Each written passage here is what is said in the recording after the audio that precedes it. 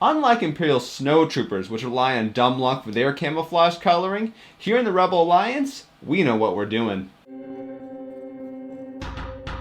Welcome everyone. If this is your first time here, I'm Jason, the creator of the Tabletop Battlefield, and I've got one more Star Wars Legion speed paint for you.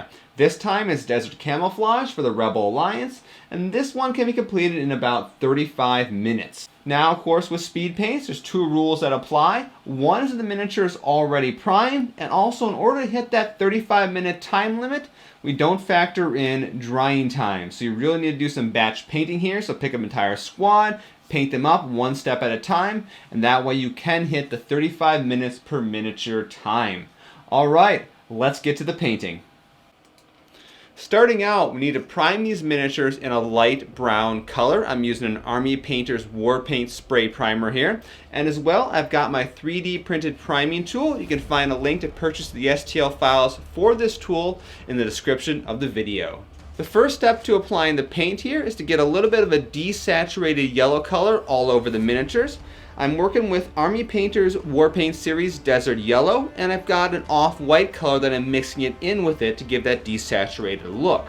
Now the key phrase here is desaturated yellow and not skin tones. Running around naked in the desert does not count as camouflage. For this layer of paints, we want to go over the entire cloth areas of the uniform. Now super clean coverage is not really required, so don't worry a whole lot about that. And also, don't forget about the tiny little spot on their helmet that kind of forms those little ridge areas. For the next two steps, I'm going to be using a detail brush. In this case, I've got GW's Artificer Layer Extra Small Brush out. While the cloth area is drying, I'm going to take some black and paint the rifle. Now I'm going to paint some of the other larger details of the miniature. In this case, I've got the boots, gloves, helmet, and for this particular character, I've got the backpack. Now she looks like she has a nice cloth backpack on, but some of the other Star Wars characters do seem to have more of a metallic one. So for those guys, you may want to paint the backpack as silver. But here I'm going to be using a dark brown color. In particular, I've got Rhinox Hide from Games Workshop Citadel line of paints. Now our base cloth layer should be dried, so we're going to go back into just the pure desert yellow, so no mixing this time. Take that color and kind of add some splotches of it all over the uniform to create the look of patches of desert yellow and patches of the diluted yellow color. Once this layer of camouflage is dried, we're going to move on to painting the straps with a lighter brown color. In this case, I've got leather brown from Army Painter's War Paint series, and I'm looking to cover things like belts, backpack loops and straps, ammo pouches, holsters, and little details like that are probably some sort of leather or similar material. It's now camouflage striping time. We're going to do two different colors with the stripes. The first is going to be our dark brown color, the same one we use for the boots, gloves, those things. And using a detail brush, once again I've got my Artificer Layer Extra Small Brush here. Draw nice little camouflage lines as best you can. The key thing here is you want to make sure your lines don't go between garments, so if they're wearing say a jacket versus a shirt, or also you want to make sure the lines don't go across arm joints to where the line would not actually be there if the arm was opened up or things like that. You really can't go too wrong here, just don't get too messy with the colors, because if you do, this is the one part you really can't undo or fix. Now on to the next color of camouflage. Same process as last step, but this time we're using the lighter brown color. Once again, for me, this is leather brown from Army Painter's War Paint series. Now it seems that the Rebel helmets have some sort of ear padding to them. I'm painting this a mixture of Kislev Flesh from Games Workshop Citadel line of paints, as well as whatever dark brown color you use for the helmet. For some more details, we're going to work with a silver color. In this case, I've got Shine Silver, which is a metallic color from Army Painter's War Paint series. And for this, I'm going to do a couple different things. First of all, if you have one of the miniatures with a metallic backpack, you want to go ahead and paint the backpack in this color. Now since I don't have that, I'm looking for little details that are metallic, like buckles in the backpack and the belt buckle in the front of the character. After that, I'm going to use this color to do a little bit of kind of dry brushy edge highlighting of the areas of the rifle. I'm looking to grab some of the edges of the rifle where the paint will wear down, and you can see some of the metal through it. We're going to give those metal parts a minute or two to dry, and so in the meantime, let's work a little bit on the face.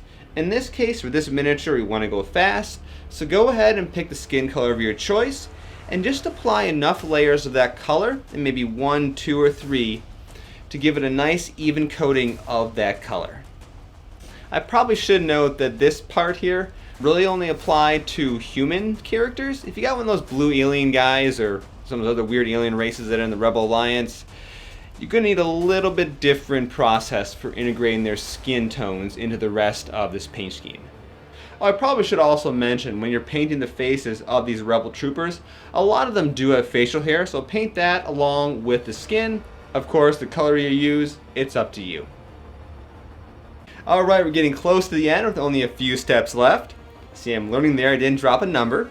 Now, what we're going to be doing is going back to our metallic areas and coating them in a shiny black wash. In this case, I've got Nolan Oil Gloss from Games Workshop Citadel line of paints. Now it's time to bring the entire miniature speed paint to a conclusion with one final wash. In this case, I'm using Seraphim Sepia from Games Workshop Citadel line of paints. And exactly how many layers are up to you. Obviously, 1 or 2 thin layers won't really change the color that much. It may not bring out some of the details, whereas a lot more layers will darken the entire miniature up, and then also bring out some more details. So it's kind of up to you. What I do like to do is coat half the miniature, let the miniature sit in a way to where a lot of the wash isn't going to run off, let that dry for a bit, and then do the other side of the miniature. If you apply a whole heavy coat of wash without letting it dry, or you kind of apply a heavy coat of wash in a way that can run off the miniature, you'll lose a lot of the effect. I am coating pretty much the entire miniature, the exception being any of the metallic parts, as well as the rifle.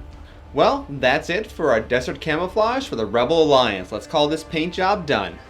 Well, thank you guys all for watching. Once again, I'm Jason, the creator of the Tabletop Battlefield. If you want to see more of these Star Wars Legion speed paints, go ahead and post a comment about what miniature I should work on next. And if you like games like Star Wars Legion, Battletech, Warcaster, or even some robotic combat, Blender modeling for tabletop gaming, and of course, cosplay. That's the last thing I forgot. Go ahead and hit subscribe. So until then, have a great week.